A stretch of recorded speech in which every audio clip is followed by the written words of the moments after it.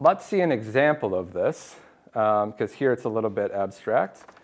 So the example I want to show is, let's consider a single qubit state. So psi I want to be equal to the 0 state. Remember from our definitions, of course, this is a 2-element vector, 1, 0. And I want to consider the two operators, a and b, as the Pauli operators x and y. So let me set a being equal to x and b being equal to y. You can show, and I'll leave it to you to prove this, that the commutator between x and y is actually equal to twice I times Pauli z. So you have all three Paulis in this relationship. Make sure that you commit these to memory, and you're able to write these down as matrices. Once you do that, then you'll get more familiar with these properties, and you can just use the properties of the Paulis. But do commit these to memory. It's going to make your lives a lot easier. So now let's do an application of this. I have everything I need in the uncertainty principle.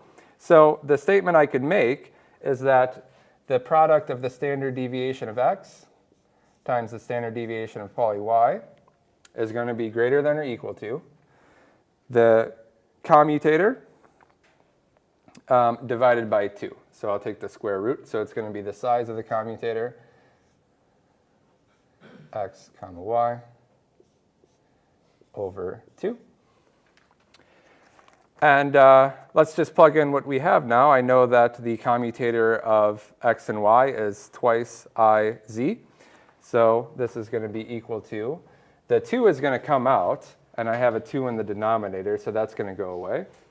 The I is also going to come out in the commutator, and then also I have a magnitude, so that's going to go away.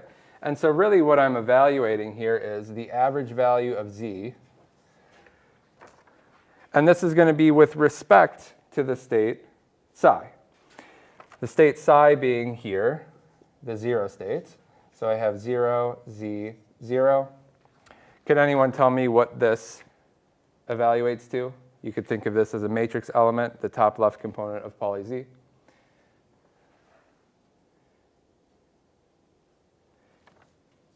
It's going to be 1, very good. So this is going to be equal to 1. So a simple application of the uncertainty principle with the operators Pauli x and Pauli y. In the state 0, we've shown that the product of the standard deviations has to be always greater than or equal to 1.